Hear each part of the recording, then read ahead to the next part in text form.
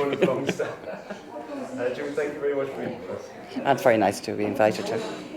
Can we start off by talking a little bit about the history of Dooley's Hotel? Well, the history of Dooley's Hotel would be that my mother, the late Rita Nolan, purchased Dooley's Hotel in 1947.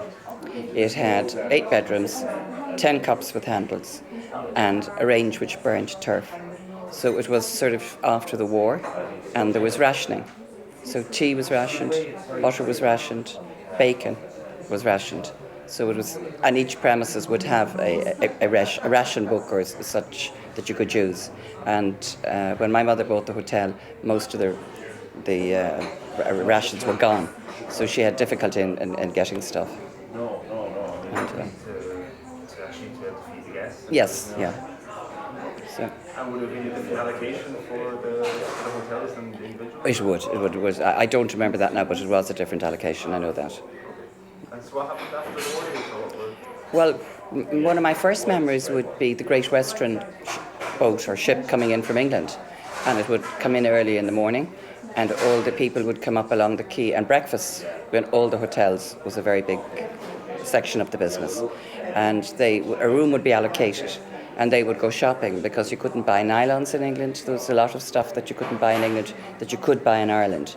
So they would just come over for the day, and then in the evening they would pack up the stuff, but they would put nylons around them and tie a belt over it, and maybe wear 2 coats. But it was, and then they went back to England. But it was just a day trip, and that was then considered big business in Waterford City. Smuggling them back in? Possibly, I don't know. I wouldn't use that word. So then going back to the history of the hotel, is this the new part of the hotel that we're in at the moment? We're the Paddy Kerwin room is in what was part of the granary. There was a grain store here, and when Waterford City Council bought the granary, we were the co-purchasers, and we bought this section, and the City Council bought the other, which is now the granary. The bus station used to be what's now Cafe Goa, used to be the bus office, and the buses parked across the street. Yeah. So what was over there at that time? Just cobblestones. But then the port was quite busy. The ships used to come up here, and grain would be unloaded. And I do remember one crane driver. I think he was Peary Power. He was very well known, and it was a skilled job. Well, there's lots and lots of going back to, if you like, the 1700s. The ships used to come in here, and in those days, the sailing ships would be almost all the way across the river, and people from South Kelly, Tipperary, Waterford would walk here and take the sailing ships to Newfoundland. So Waterford was a busy port. Yeah. And so when Mum was always extending the hotel, so she would do a little bit and a little bit until today. So we now have 113 bedrooms. We have a conference centre that takes 220. We have a restaurant and bar. But it's been an ongoing development. My 2 daughters run the business now, Tina and Max. And do you remember when you were little much? I grew up in the hotel. We lived. Well, I thought it was just how things were, you know. I was used to having our own quarters, if you like, and down around the hotel, and that meant that with a small family business, you started helping quite young. But it was enjoyable. English people used to come into Rosslare Harbour, and they would stay in Waterford City and then go on to Kerry. So they'd stay a night or 2 in Waterford on the way to Kerry and a night or 2 in Waterford on the way back. And the same families would come every year, and they would bring me, as when I was small, I got a present. I got carnation coins, you know. I got all sorts of presents when the people were coming back. And I remember one family had a standard poodle, and the poodle used to put his paws up. He would sleep in the car, but then he would be brought into the hotel, and he'd put his paws up on the wash-hand basin, and then he used to clean his teeth. He had a toothbrush and toothpaste, and like in 1950s, early 60s in Waterford, you didn't see things like that. So. And what would the city have been like? Sorry? What would the city have been like? Well, the city was very small, and Thursday was the half day. And on Thursday evening, you would see absolutely nobody on the quay. I can remember looking out one day and counting 2 bicycles coming up the quay on Thursday afternoon. So everything closed down. and Sundays would be another quiet day in the city. And what would people have done with their half day? I really don't know. But to their gardens, I don't know. But just they didn't come into the city. You know, all the shops closed, everything closed. That's hard to imagine, actually. Yeah. The places will be locked down. Like. Yes, that's what it was. And, do you want to move on to talk about the keys, or would you prefer to Well, speak a bit more about the hotel? Well, the hotel was purchased by my mother, and originally Julie's two sisters, Moll Dooley and her sister. History doesn't seem to have Moll's sister's name. Owned the hotel, and a few people, different people, had it, and then my mother bought it in 1947. And she's developed it every year. There was for every couple of years, but flooding was a big problem on the quay, and you would come downstairs in the morning and you could be a foot or two of water, and it was a huge problem. And one of the best things in my mind that Waterford City Council ever did was to address the flooding. We haven't been flooded in this business for years, but it was a horrible experience. On more than one occasion we'd have to get the fire brigade in to pump the water out. It would go to the top of a Wellington boot, and if you had the place done up and then there was no cover for, once you were continually flooded, there was no insurance cover.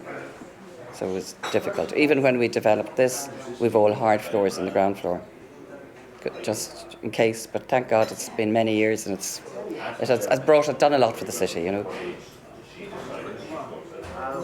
So can you recall any of the residents of those? I suppose the concept of being a resident of Yeah, well, the concept in those days was, with only initially 8 bedrooms, was we would have sort of permanent guests, like the local bank manager, the local superintendent or chief superintendent when they came to Waterford, maybe for a number of months. So it was people like that. And then when the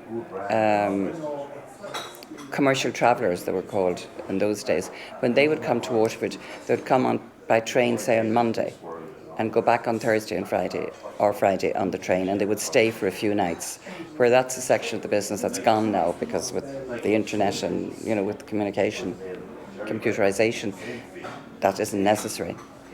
So there would be, maybe there was an old gentleman, a Mr. Kervick, who lived here for years, and there was quite a few, and they were all quite characters in their own way, you know. Tell us about your name again.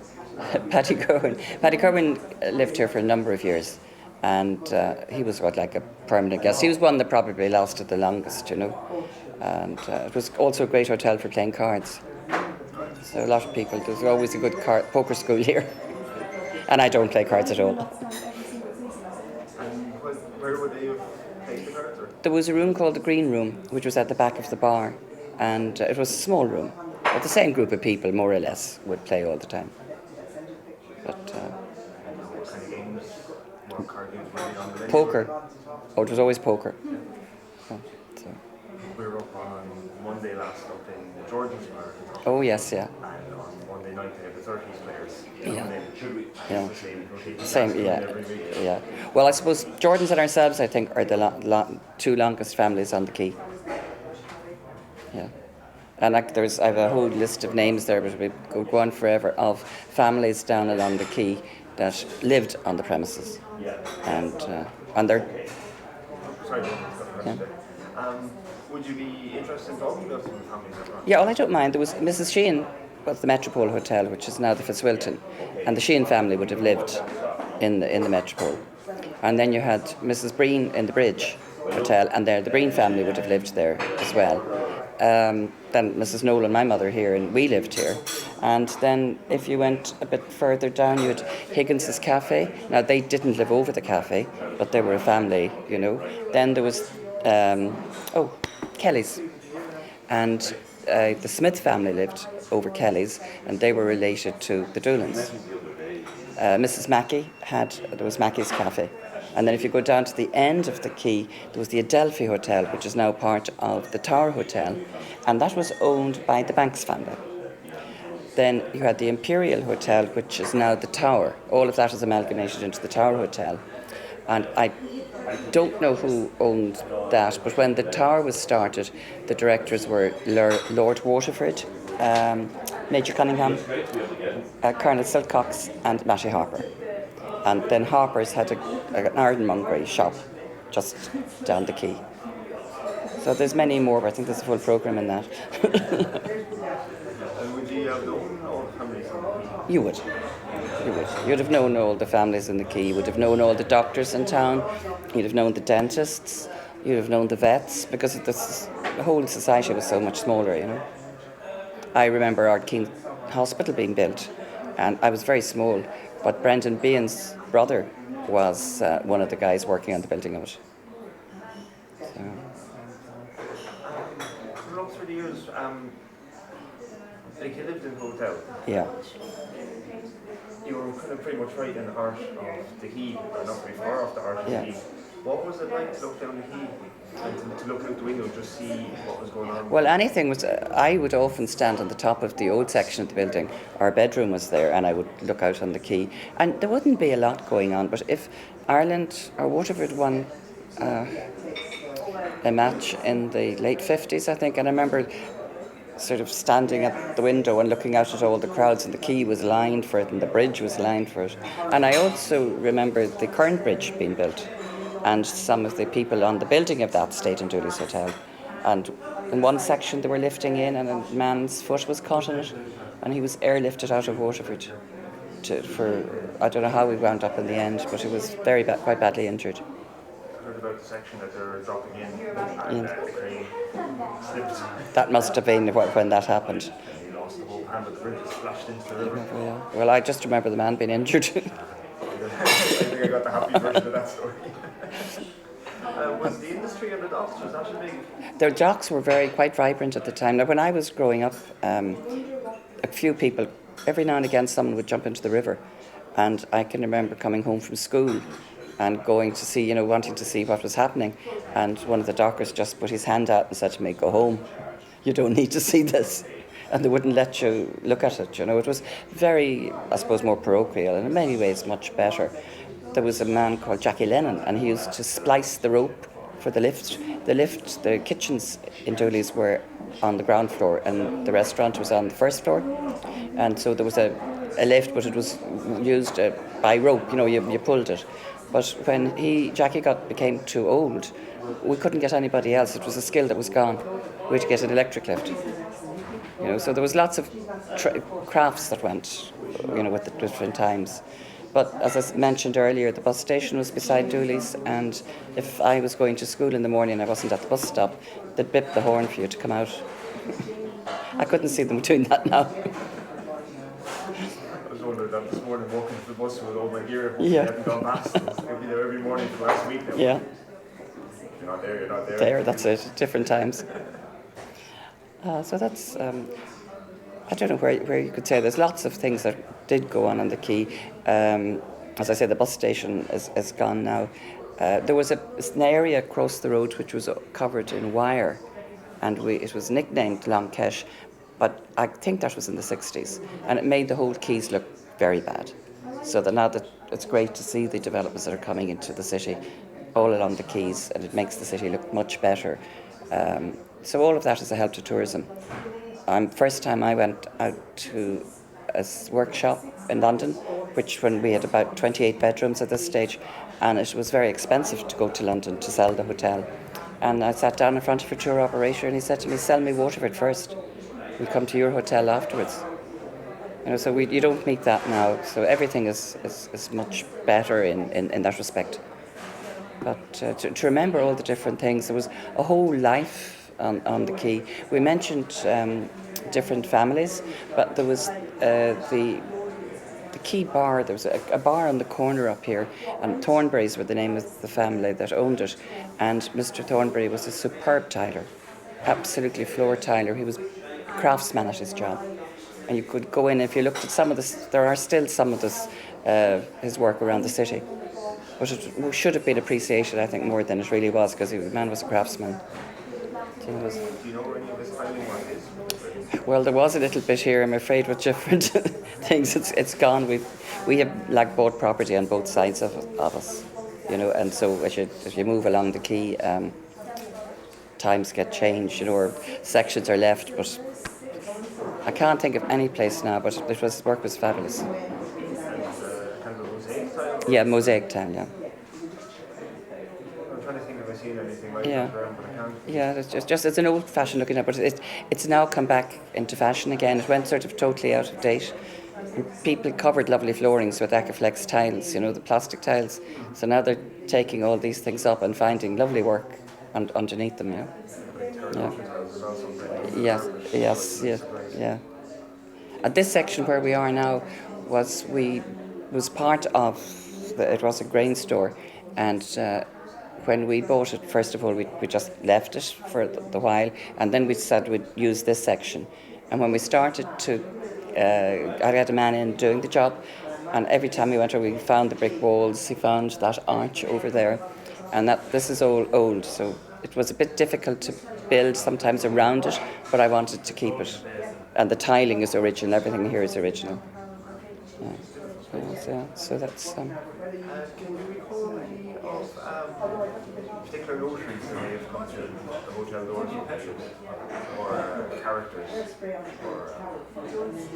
I think. Well, we would have had Brendan Corish here. There was the opening of, it's now level, there was a store to do with the Waterford port, and we had Jack Lynch here, and we had Brendan Corish, let me think. We would have had a lot of politicians over the years. We had Dick Spring when we opened here. Then we had Pat Cox, who was probably president of the EU. We've had him here. We had Sean Kelly. I'm sure there's a lot more than that, just won't come to me now. The flooding was, there must be, oh yes, we're always trying for publicity, you know, and there was 6 o'clock news one evening, and there's Julie's Hotel on the news, and the water right up to the door, and on the bottom floor. That wasn't the publicity we wanted. We had a wedding here one time, and we got flooded. And I can still remember the groom with the bride on his shoulders and the groomsmen carrying the bridesmaids, because there was about 2 feet of water all over the ground floor. And still people, you know, the wedding continued. We had Christmas parties one year when the place was flooded. And it was very difficult to carry on a business then, so we welcome that doesn't happen to us anymore. Yeah.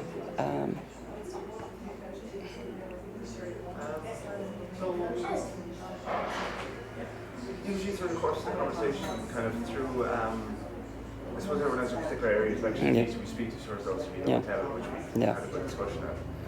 And what we usually try and talk about then is how people perceive Waterford growing up, their experience with Waterford, things that they remember, or a lot of people do it through shops or businesses, and they can't shops and businesses, but also everyone I think has their own personal interaction with Waterford.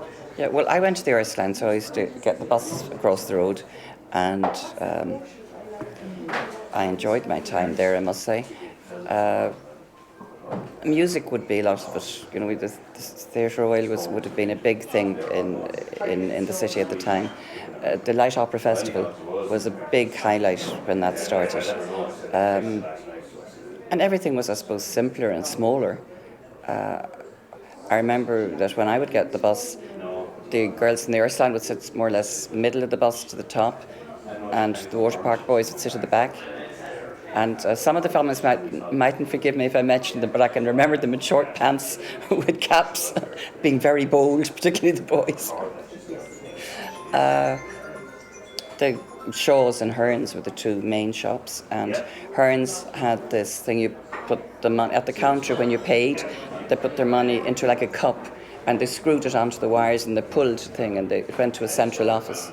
Could you even understand what I'm talking about? So instead of a cash register at the counter, you paid the lady at the other side of the counter. She put the docket into this container, like just a bit cup-like in shape, and screwed it onto a like a lid, and it was on a wire. So she pulled the cord, and the money went flying up to the cash office, and then your change came back the same way. It was a pity that it went, because it was really phenomenally, and it meant it was very good cash control. And there would have been a doorman at Shaw's. He opened the door for you and opened the door when you were going out So there was different things. The same people would bring the milk. Milk was delivered in big containers, and my mother was always into controlling things. And I remember she was, I think, one of the first to buy a stainless steel buckets which showed whether you were getting a pint or a gallon. It was gallons, and it was marked how much milk. So it wasn't delivered in bottles. It was delivered from a churn. So you'd have to. That was the only way of checking how much you were getting. And Clover Meats were here, and they would have delivered their stuff. There was a lot of things now. The brewery has gone as well. You know, the brewery brought quite a bit of business to Waterford, and that there would be businessmen coming to there, and then they would have dinners out, and that sort of thing has changed. Like there was the Iron Foundry is gone, the brewery, Denny's, Clover Meats. So these were all things like Waterford Crystal, of course, but the ones that are gone, they're gone for a number of years. There was Hearn's furniture factory. So a lot of the old and traditional things, the jute factory, and they were all things that brought business into Waterford, which was missed at the time. So that's, yeah, I think that's, the shops and the families down along are, but I think that would be boring if we kept going through them all. Well, there was Mr. Goodfellow who had a toy shop that was down near the Ulster Bank. I remember that very well. And Kavanagh's was an off licence on the quay, and Kavanagh's lived over that. And there was a Mr. Aylward. There was an Aylward shop here, and he had a shop, and he was very old before he gave up. And it was a very they used to come to get uniforms for priests and schools there. Johnny Hearn's, the ironmonger shop that closed down a couple of years ago, that was there for so long, and you could get everything in there. So there was, it was brilliant. There was down, if you came to the end of the quay and you just went around by Reginald's Tower, there was Mr. Grace, and he was a dentist, and then after that there was a bookshop.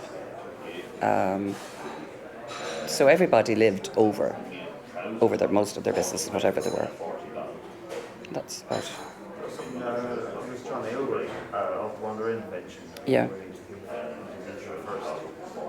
was about everyone lived above the place. Yeah. Or in the evening, sorry, not at night. The place would be fully empty people. Yeah. But then when people moving out now, the city centre is gone. It's gone very quiet, yeah. I don't know if they've come to you about it, but the purple flag is going to bring the nightlife back into Waterford to make Waterford a safe, vibrant place. Yeah. He was very keen on that. A few people have heard openly speaking about it. Yeah, I would welcome that, because if we have guests staying, they like to wander around in the evenings, and it's nice that it would have a safe feeling. I one evening walked through the city centre at about 8 o'clock, and it was a bit scary. So that's good to see people working on bringing it back to that there is life in the city. And that's like even the churches would have had life, bring a bit of life around. There was the Dominican, St. Patrick's, the cathedral, and there would be different things on there, and people would be coming and going, you know. All religious things, but it would be maybe the rosary or something. But because there was more people living over the premises, they would be going out to things, and children could go out and play, which life has changed. You wouldn't leave your children out playing now, you know.